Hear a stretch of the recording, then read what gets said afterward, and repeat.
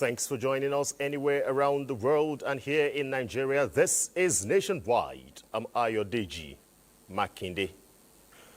The Senate has commended the gallantry of Nigerian security personnel in curbing security breaches in the northeast and urges sustained efforts at tackling insurgency by establishing a military base in Hong local government area of Adamawa State.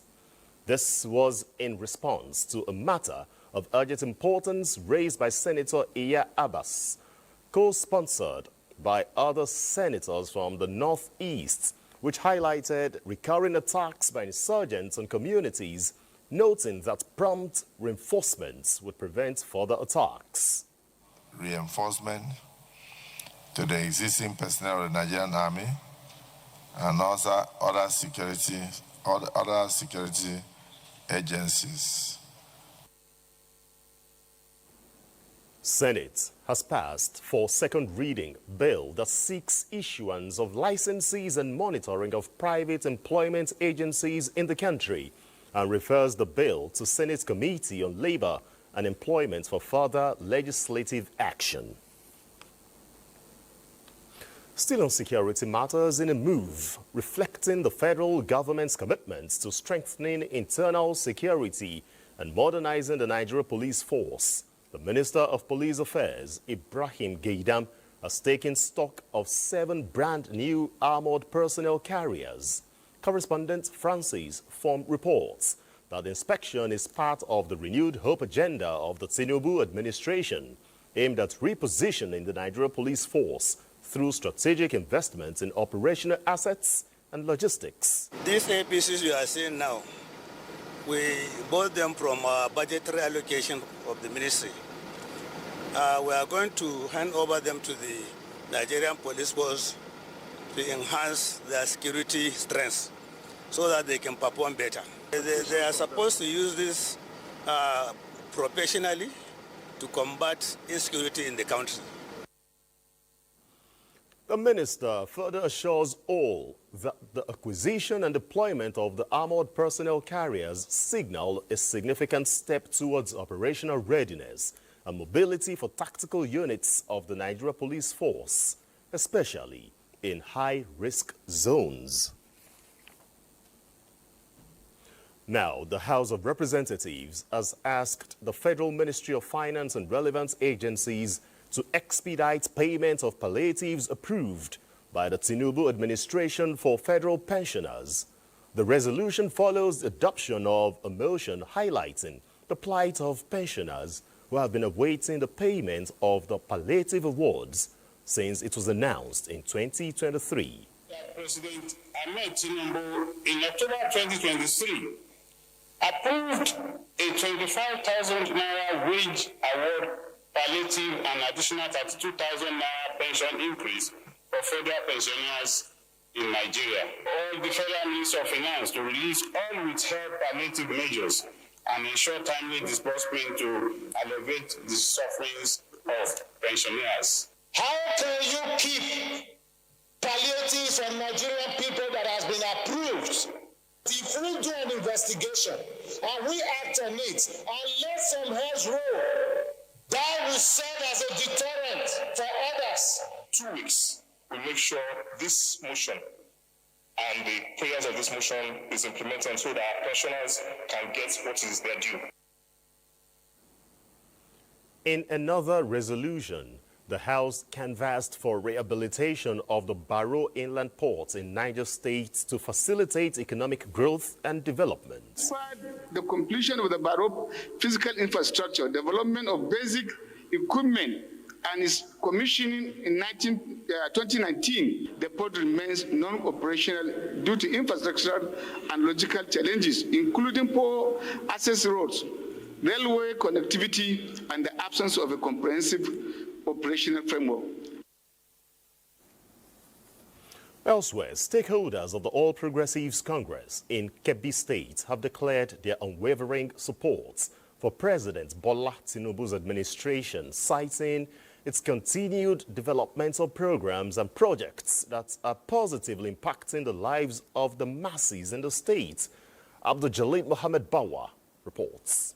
This is not the first time stakeholders of All Progressive Congress, APC, are convening this kind of meeting, especially with the defection of 3 senators from People's Democratic Party, PDP, to APC to discuss progress, challenges, and prospects of the party in Kebbi State. By God's grace, I know there is not going to be opposition in Kebbi State. Even if there is opposition, that opposition will be overshadowed by us. I am appealing with all our party members, male and females, those who reach the required age to register electronically in our party once it is started. We don't expect any segregation. Everyone should be treated equally for the progress of the party. Governor Nasir Idris also inaugurated the Tinubu Kaura 2 times group, saddled with the responsibility of ensuring President Bola Ahmed Tinubu and Governor Nasir Idris are returned elected come 2027.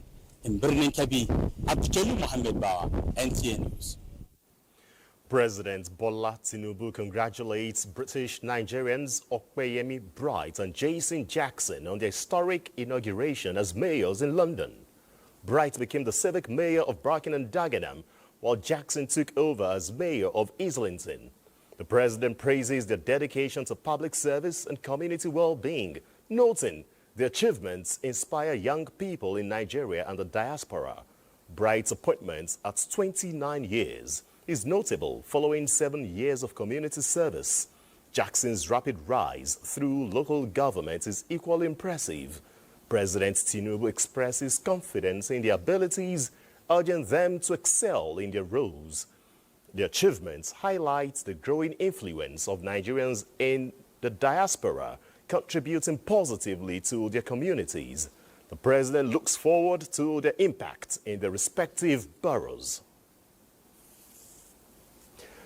The African Raw Materials Summit brought together researchers, industrialists, policymakers, investors, and government agencies with stakeholders in the raw materials sector from Africa.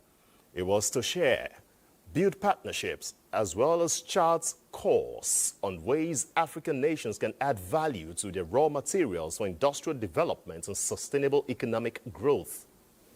Africa shall no longer be the warehouse of raw potential, but the workshop of refined prosperity. This summit is our moment where Africa reclaims its narrative, redefines its destiny, and rededicates itself to transforming raw wealth into real wealth from the soil beneath our feet through the journeys within our people. For the second time, I've heard the DG talk about a bill before the National Assembly on the need to add value of at least 30% to our raw materials before they are exported. Raw materials are the fuel that continues to contribute to any country's industrial growth and development. In this generation, we don't want to export raw material anymore. We want to make finished products here in Africa, because I genuinely believe that the promise of Africa can only happen through value addition and export of finished products and not raw material. With the theme, From Extraction to Innovation, Transforming Africa's Raw Materials Sector, the event was designed to catalyze sustainable development of Africa's vast raw materials resources, which would help shape the future of the industries and promote sustainable economic growth. A one-day sensitization seminar on revised export guidelines for crude oil and gas exports organized by the Federal Ministry of Finance has held in Port Harcourt, Rivers State. The seminar is in collaboration with the Central Bank of Nigeria and Technical Committee on the Nigeria Export Supervision Scheme. Emmanuel Lene reports. It's endowed with rich resources such as crude oil and gas, which form the bulk of our export. However, billions of dollars are lost daily due to inconsistent policies, uncoordinated processes, and procedures. The sensitization seminar is to enlighten exporters, regulators, agents, and other stakeholders on the revised 2017 export guidelines, procedures, on documentation requirements. The seminar was a platform for knowledge sharing, policy clarification, and enhancing ease of doing business to meet international standards. The ongoing review will address the unique characteristics of the sector, ensure the integration of key stakeholders in the export process, and will define the roles of relevant NTAs as well as documentation protocols. We normally do this sensitization program every year so as to address challenges and then way forward and to meet up with international standards of export. The repatriation, the next levy, the process of exporting, they are very important in export sector. Experts presented papers on documentation procedures and processes, while stakeholders shared their challenges. We have not been granted access to any terminal. One of the main reasons for us to track gas exports is to be able to understand the amount of gas leaving the shores of Nigeria. We also need to understand how much is expected to come into Nigeria in terms of repatriation. The seminar helped improve stakeholders' understanding of critical operational gaps across the export value chain. In Port Harcourt, Emmanuel Elene, NTA News. The Federal Capital Territory Administration has approved contracts for the provisions of more critical infrastructure within the nation's capital city. The 2.6 billion naira contract approval was granted during the 14th FCT Exco meeting, which held at the minister's official residence at the Life Camp, Abuja. Onoze Yakubu has the details.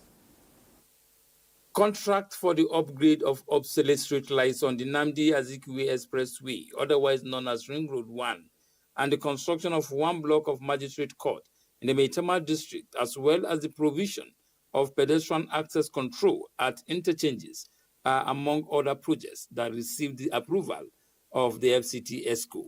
The street light there have been there for close to 15 years now. The project was completed around 2005 or 6, and the lights have become obsolete. They are no more bright, and new technology have come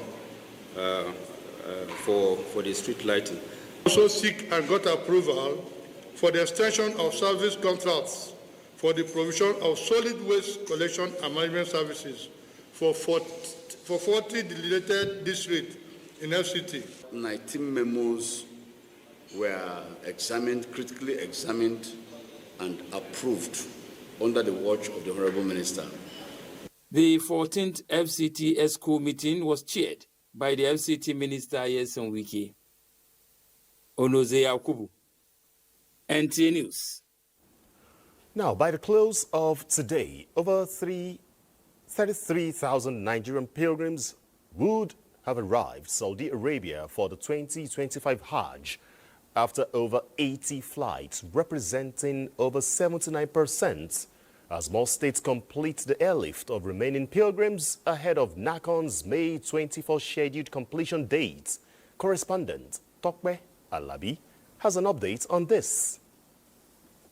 The National Hajj Commission of Nigeria, NACON, has successfully airlifted 32,549 pilgrims, representing 79.1% of the total pilgrims for the 2025 Hajj exercise. This development was achieved through 79 flights operated since the commencement of the airlift operations on May 9, 2025. Many states have concluded their airlift operations, including Adamawa and Plateau, those with one flight only to complete their operations this Wednesday include Bauchi and Gombe states. Jigawa State and the Federal Capital Territory, FCT, are also expected to complete their pilgrim airlift this Wednesday, as Kwara State, with 137 pilgrims remaining, will conclude by joining a Kano Max Air flight Wednesday afternoon. Meanwhile, Benue pilgrims will join pilgrims from the south-south section to undertake a combined and only flight from the region on May 23rd, marking the last phase of the airlift for the area. NACON's chairman, Professor Abdullahi Saleh Usman, in a release by the Assistant Director, Information and Publication, Fatima Sanda Uzara, noted No flight cancellation have been recorded since the airlift began, but however, admits deliberate minor delays were arranged to allow for the proper cleanup and the congestion of hotels in Medina, especially with the surge in arrivals. Such cleanup procedures, according to the release, are standard operational procedures following vacation of rooms during the Hajj season, saying this goes unnoticed during initial airlift periods, but cause misinterpretations at peak periods when a higher number of pilgrims are on the ground requiring immediate turnover. NACON acknowledges the Nigerian pilgrims and entire communities for their goodwill, patience and prayers, and reaffirm the Commission's resolve to ensure a smooth Hajj for every pilgrim. Talk by Alabi, NTA News. Nigeria's First Lady, Oluremi Tinubu, has called on Nigerians to always celebrate the nation's cultural richness, listen with empathy and lead with understanding. She made the call in a message marking this year's World Day for Cultural Diversity and Dialogue and Development, and highlights the profound strength that lies in the country's differences as a people and the shared humanity that connects them all, while noting that Nigeria is blessed with over 250 ethnic groups, each speaking a different language. The First Lady says there is indeed strength in diversity and expresses the hope that through our dialogue, interactions and mutual respect, Nigerians find true identity and unity. She therefore calls on Nigerians to embrace their journey together and shape a brighter future for the nation and the world. Now we go over to Benin, which is our first stop on Nationwide, and Obehi has the next set of reports. Many thanks for joining us here in Benin City. Custodians of historical monuments have commemorated the 2025 International Museums Day in Benin City as part of a worldwide event honoring the role of museums in a modern society. This year's theme, The Future of Museums in Rapidly Changing Communities, underscores how these institutions can evolve while preserving a cultural heritage. Good luck, Inaini tells us more. This year's International Museum Day celebration held at the National Museum Benin City, graced by dignitaries, cultural custodians, educators, and students. Organized by the National Commission for Museum and Monuments, the event brought together key stakeholders to reflect on the evolving role of museums in modern society, with a special focus to make sure that we promote our culture and enlighten the youth, for them to know so that the culture will not die in our time. Is to showcase our heritage, because Nigeria and Edo State at large is embedded with a lot of history. It's like a Christmas day for the museum, where you showcase the heritage of your people. The event featured vibrant cultural displays by students.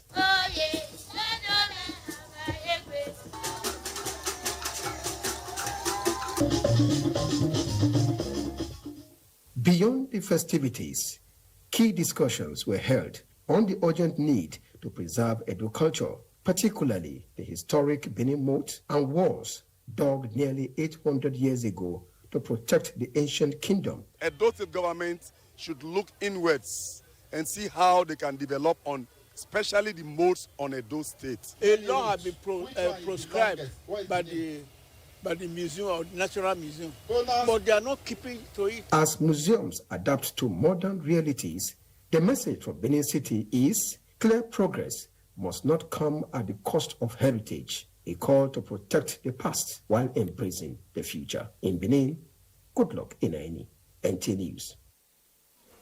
Management of National Films and Video Censors Board, Edo State, has paid a courtesy visit on the management of NTA Benin Zonal Network Center.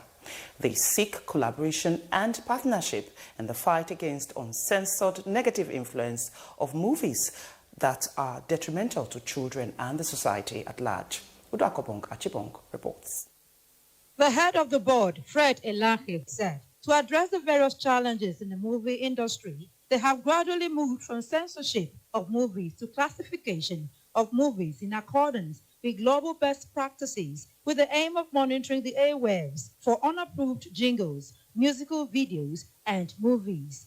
He is emphatic that the partnership with NTA will fast-track their mandate to engage all stakeholders in the fight against pornography, internet misuse, and social vices among vulnerable young ones. In Edo State, our mandate is to ensure, as we are a largely cultural state, that movies conform with all legal laws to encourage and increase the cinema culture and to educate our young and vulnerable about the dangers of uncensored and unclassified movies.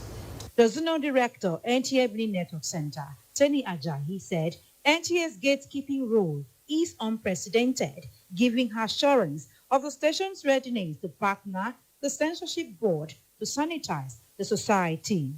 I'm inviting you, please come on board. Let's have your jingles. Let's get resource persons from your establishment so that from time to time we will educate the public on the dangers or the implication of not regulating what our youths are watching. They presented a book on regulating Nollywood. They also revealed the 7 classification numbers and symbols of movies designed for all ages of the viewing public. In Benin, Udrakobong Achibong, NTA News.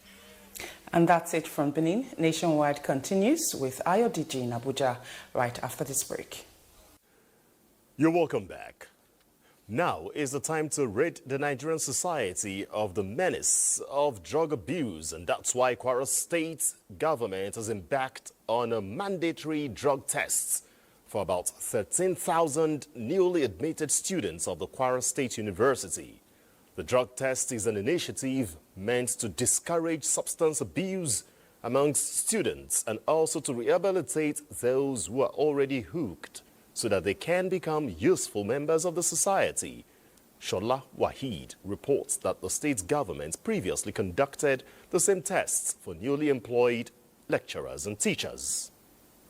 The case of drug abuse becomes more worrisome to stakeholders in the Nigerian society. The Kwara State government has embarked on a massive drug test for newly admitted students of the state higher institutions, beginning from the Kwara State University, KWASU, to COP devices. I wasn't afraid because I'm not doing drugs.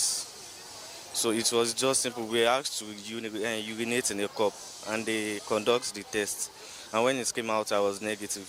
Me personally, I'm not afraid of the drug test because I feel like I'm going to pass the drug test. So all students are assured that the highest that would happen after the test is just to be in the rehabilitation center.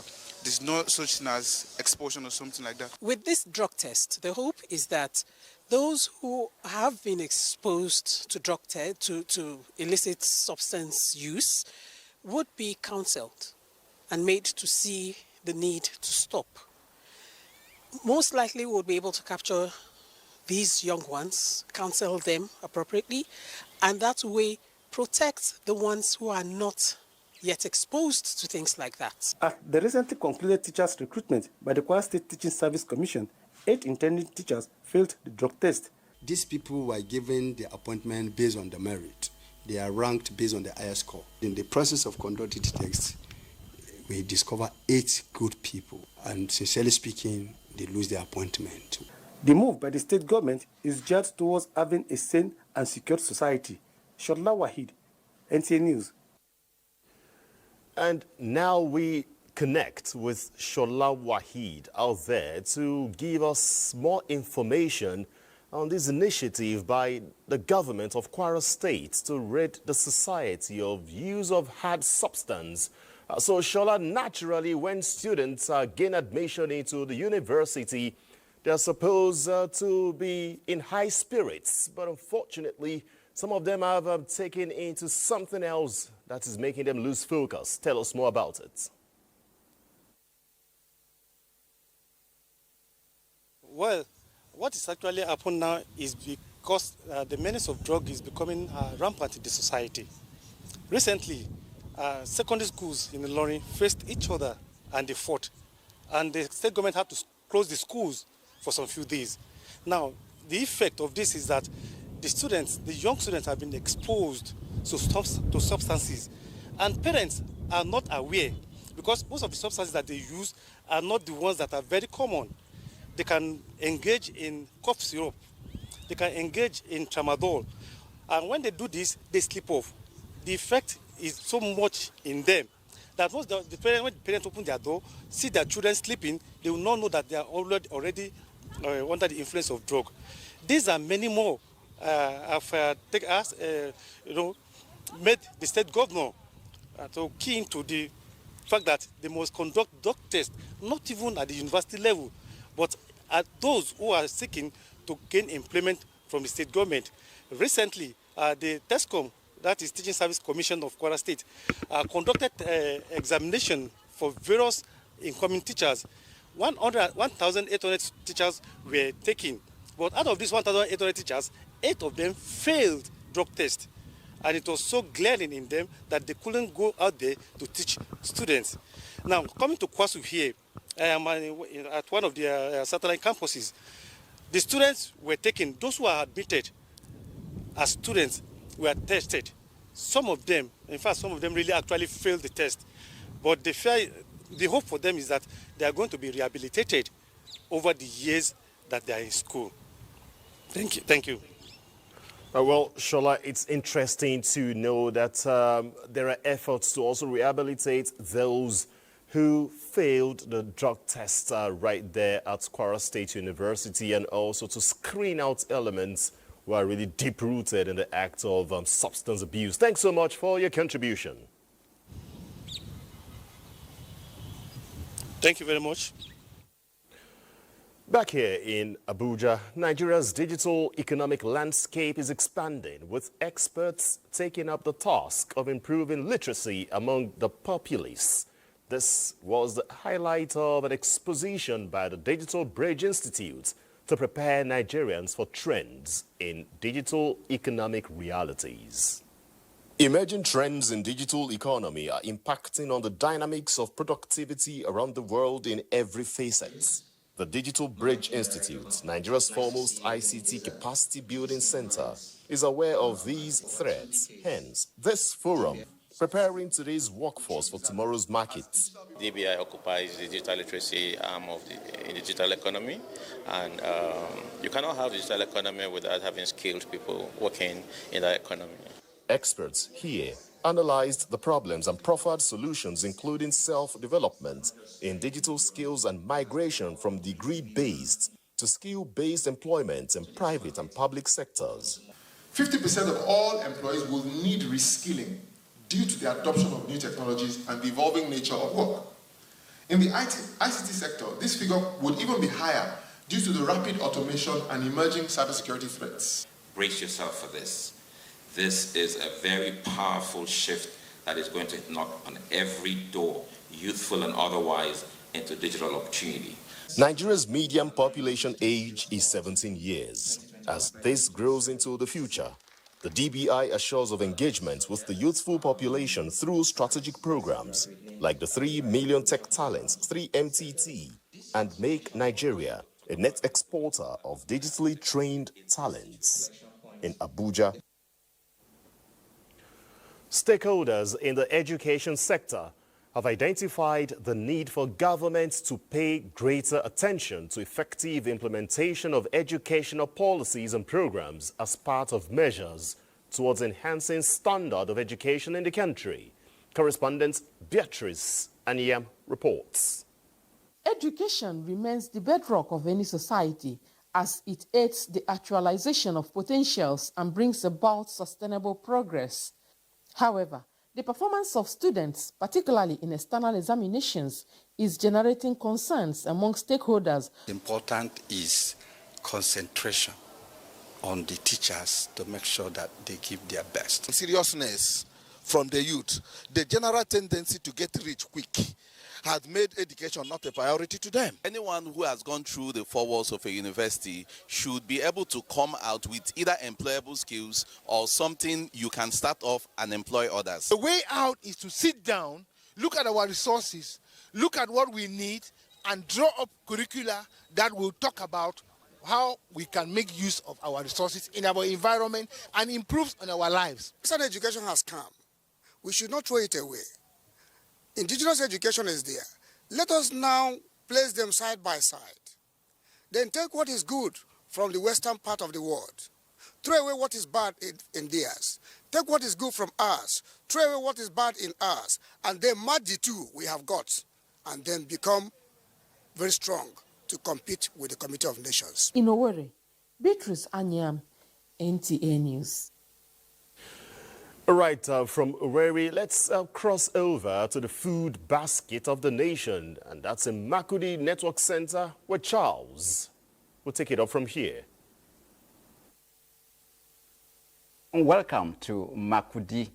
Let's begin with health matters, where the Impact Project for maternal and child health programs is to receive a boost to enable the initiative to meet its target of delivering quality healthcare services to the people of the state. Governor Hassan Talia gave the assurance when he played host to the delegation of the Impact Project, who were on a periodic assessment visit to Benue State. Elias Itia reports. The Impact Project, a World Bank-assisted program, is aimed at providing quality healthcare services in areas such as testing for malaria, postnatal care, skill-based delivery, full immunization, and many other healthcare challenges. Team leader of the project, Onoriode Ezire, explained that the team is in the state to ascertain progress, identify challenges, and proffer solutions to the issues. For the 9 indicators that the project is tracking, Benue State is far below targeting all of them. And this is not all connected with 3 critical things that the state has not been able to do. Deputy Governor Dr. Sam Ode, who represented his principal, pledged that the state will do everything possible to ensure that the funds are accessed and put into judicious use for the benefit of the people. He insisted that the project will be closely monitored to ensure quality assurance and scale up counterfeit funding as well as staff strength in the health sector. I am quite alarmed that the key indicators you have just raised here is of great concern to me and to all of us who are stakeholders. I'm going to ensure that we eliminate all those negative indicators and place this program where it ought to be in various states. He disclosed that 172 primary healthcare centers will be upgraded and equipped to meet up with the Impact Project targets. In Makurdi, Elias, ETF, NTA News. In a related development, over 1,000 residents of Akile community in Fidi Council Ward, Makurdi local government area, have benefited from a free medical outreach organized by the headquarters, Tactical Air Command, Nigeria Air Force, Makurdi. Blessing Omeche Ebute reports that the gesture is part of activities commemorating the Nigeria Air Force at 61. Akile community in Fidi Council Ward of Makurdi local government area is located 15 kilometers away from the state capital. It is to strengthen civil-military relations and improve access to health care that the Nigerian Air Force organized the free medical outreach. The medical outreach is very fine, and they have already started it. Like me, the drugs I'm holding here is for high BP. Now I want to see eye clinic. Some surgical conditions may require further treatment at our base hospital. These individuals will be carefully sorted out. Appointment will be given and a date will be fixed for them to have their surgeries. Chief of Staff, Headquarters Tactical Air Command, Air Vice Marshal Ahmed Idris, who stood in for the Air Officer Commanding Air Vice Marshal Patrick Obeya, says the Nigerian Air Force will continue to carry out its core responsibility of protecting lives and property of Nigerians. I am particularly happy to mention that this kind gesture will further enhance our corporate social responsibility to our host communities. Additionally, Headquarters Tactical Air Command will continue to support Akile community, the entire Fidi Council Ward, and Benue State at large in the area of internal security operations in every way humanly possible. The free medical outreach, which is part of activities commemorating Nigerian Air Force at 61, includes consultations, screenings, eye check, deworming of children below 5, and distribution of long-lasting insecticide-treated mosquito nets. In Makurdi, Blessing Omeche Ebute, NTA News. The size of our contribution from Makurdi at the moment, Ayodeji, is back to you. Oh yes, thanks so much, Charles in Makurdi. This is Nationwide. Let's pause for some messages. I'll be back shortly. You're welcome back from that break. It's time now to join Diba Bari in our Port Harcourt Network Center. And Diba Bari, take it up from here. Port Harcourt. Nigerian Navy Ship Pathfinder Port Harcourt has held a medical outreach as part of its corporate social responsibility to mark the Nigerian Navy 69th anniversary. Kingsley Amajiri was at Rumo Lumeni Community, venue of the medical outreach, and reports that over 1,500 people benefited from the medical outreach. Ahead of the commemoration of Nigerian Navy at 69, the NNS Pathfinder is reaching out to its host community, Rumo Lumini. This is a non-kinetic approach by the naval authorities to enhance civil-military relations and in turn strengthen mutual ties between the Navy and members of the community. The medical rhapsody is part of Nigerian Navy broad mandate, which extends beyond safeguarding Nigeria's waterways and national assets to ensuring health, safety, and development of the populace. Health remains a powerful tool for personal and community growth. This brings to the fore the importance of the Nigerian Navy places on corporate social responsibility. As we all know, giving back to society is the only essence of our existence. The traditional rulers, women, and other beneficiaries were happy with the health value the Nigerian Navy is creating for the community inhabitants. We are a community that welcome the Navy Pathfinder. We are cooperating hand to hand, and the commanders, both the past and the present ones that is coming here, are trying. As I really receive it now, I know that I'm going to use it, so at least I'll protect myself with my children from mosquito. The medical rhapsody provided services such as BP checks, hepatitis, malaria, blood sugar tests, free consultation, and health talk. In Port Harcourt, Kingsley Amajiri, NTA News. Federal government's policy on introduction of 15 skills into the curriculum of primary and secondary schools appears yet to be domiciled in Rivers State. The initiative is to equip students with practical skills along with academic studies, preparing them for a future in a competitive society. Ijoma Ogweke reports. Over the years, skills acquisition has become a veritable tool towards development of young school leavers who may be aspiring to become entrepreneurs. Having skills that are in high demand can quickly transform the lives of young entrepreneurs from dependents or job seekers to employers of labor. Harmony Asawa is a young graduate who has acquired practical skills in making throw pillows for home decorations. She is optimistic that money she makes from the business will significantly shape her future prospects. This throw pillow, truth be told, it gives money if you give it attention, because for now, we are selling one throw pillow for 5,000. As vocational and technical education are a major foundation of modern and industrialized nations, the federal government is directing attention to development of the subsector of education by the introduction of 15 skills in primary and junior secondary schools. Is expected to help students have some time on their hands to specialize in their chosen trades. The school acquisition will be introduced. It will go a long way to helping these students. We also write our junior WAEC. And after that junior WAEC, the students will wait for the result to be released before they will go for the senior.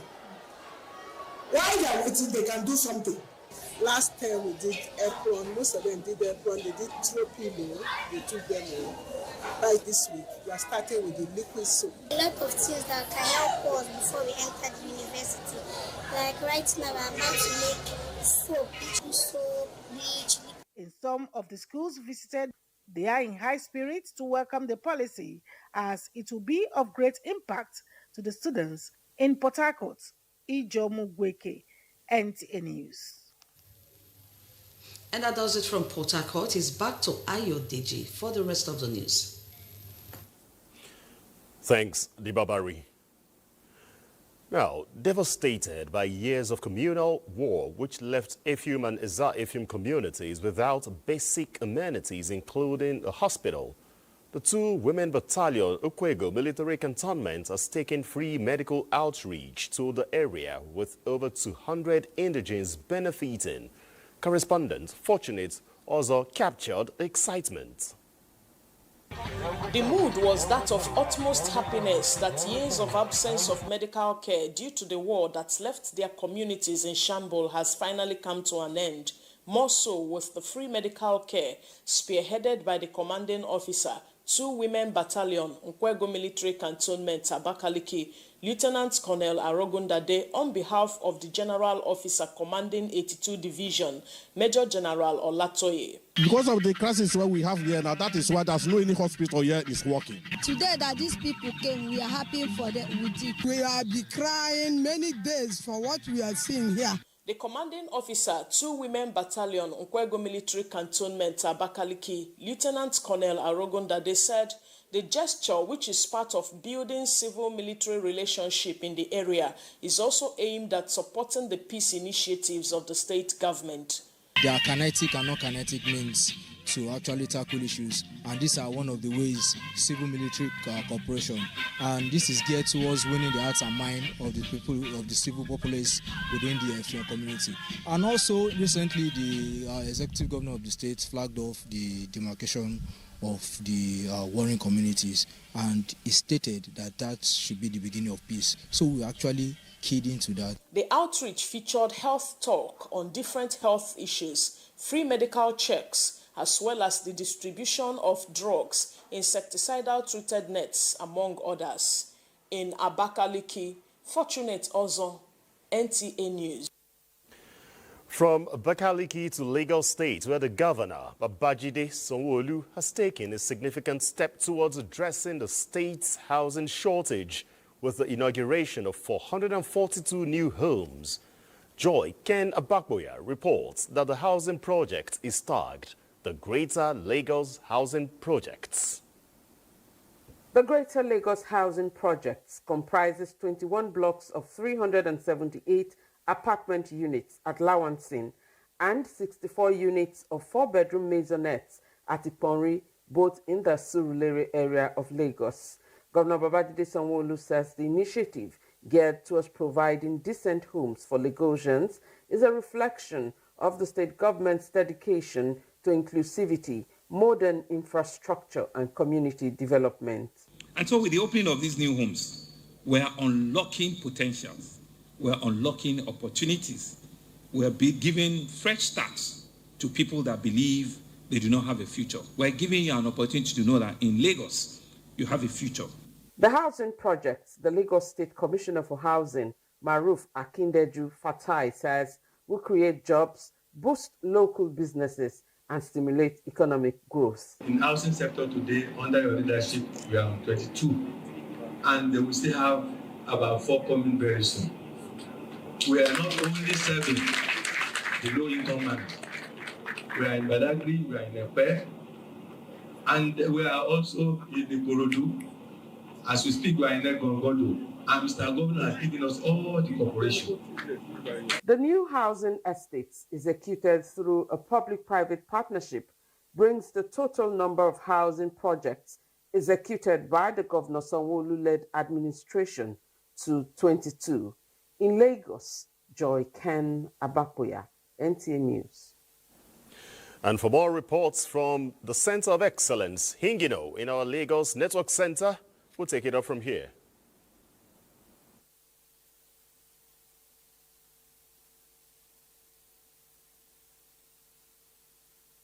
Thank you, Ayodeji, and welcome to Lagos.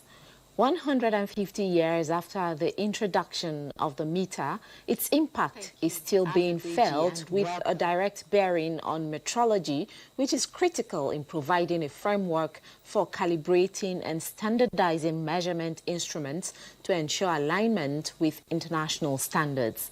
In view of this, the Standards Organization of Nigeria, SON, gathered key players in Lagos to discuss ways of improving metrology in Nigeria. Imagine the havoc that can be caused by incorrect measurement. The impact may be minimal or extreme, but whatever the case may be, avoiding such mistakes is paramount. That is why metrology, the science of measurement, is crucial as it ensures accuracy, reliability, and fairness in all sectors. These experts from various walks of life are here to deliberate on issues surrounding the integrity of measurement in Nigeria. Metrology plays a key role for environmental monitoring, which provides the precise measurements needed to monitor air quality, water purity, soil protection, setbacks in. Good talk about the hospital. They will need to check you very well. If the equipment are not functioning well, then of course you get a wrong prescription. Talk about the aviation industry. If the navigation equipment in the pilot's deck is faulty, what happened? Crash is imminent. Director General of the Standards Organization of Nigeria, SON, says the organization will continue to ensure that all products meet required standards. All products that are developed or manufactured in Nigeria, we must set the standards and we also must enforce it. The consensus here is that all stakeholders should ensure accuracy to avoid disasters. That's it from here. It's now back to Ayodeji in Abuja for the continuation of the news. Thanks for your contribution, Hingino. The federal government, through the National Senior Citizens Center, NSCC, is currently training the second batch of multidisciplinary team from the academia and other disciplines under the Quality Assurance Assessor Certification in Geriatric Social Care Program. Elizabeth Omori reports that the Director General of NSCC, Dr. Omokaro, says this is to ensure that caregivers are providing quality care to the aged population in the country. The training is to facilitate the development of certified quality assessors and build a competent, skilled workforce within the geriatric sector in line with the renewed vigor to promote social well-being of the aging population. This is expected to aid understanding of the policy guidelines, national occupational standards, and national benchmark for accreditation of care settings and training centers to drive quality care. After this training, they are supposed to go to the field, then practice what they have learned here. They are going to assess some learners in that area of expertise that they are experts in as well, where they are competent. So they now do the practice of how to make the assessment, and then we certify them. They are further, opening the area for people to be well trained, to have assessors on all these 36 states. Director General of NSCC, Dr. Omokaro, insists that the training will drive standardization, transfer knowledge to care facility operators and families, as well as change the narrative about aging. What we have done now is to get the database of everybody that is in this space as much as we can get. So we have a platform that we have most geriatric social care, actors. And then gradually we are building capacity, because first and foremost they must understand what this shift means. They must understand, what standards we are looking at. She also hinted that a portal will be designed to make information available to critical stakeholders in geriatric care. In Abuja, Elizabeth Omori, NTA News. National Sports Commission takes tough stance against doping at the Gateway Games in Ogun State, plus other stories in the world of sports. Let's join Austin Ademodu. The National Sports Commission has warned that no athlete or state will be spared in the war against doping at the ongoing National Sports Festival in Ogun State. The Director General of the Commission, Bukola Olokpade, sounded the warning following the disqualification of 6 athletes over anti-doping rules violations. He further disclosed that more athletes are likely to be sanctioned in coming days. Because at the meeting today with heads of delegation, we are going to impose fines on states that brought them. And if they don't pay for those particular sports that they try to win, they will not participate.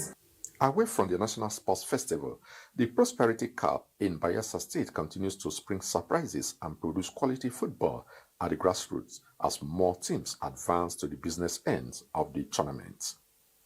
City Boy FC, Nembe City, Sangana FC, amongst others, have progressed into the round of 16. The game between Oyuma FC of Southern Ejo and Otuosiga, it was an exciting game. To see young ones play so professionally, it's exciting that there is a lot of hope that this competition will give birth to players that will make the state proud and our country proud. Finally, football fans are in much anticipation of an epic showdown as Tottenham Hotspur take on Manchester United and an all-English duel of the UEFA Europa League final in Bilbao tonight. Both clubs are currently placed 16th and 17th on the English Premier League log and will be hoping to redeem their woeful season by winning an European trophy. With Sports Update, I'm Austin Edemodu, NTA News. And that's Nationwide. I'd like to thank you for your time. I'm Ayodeji Makinde.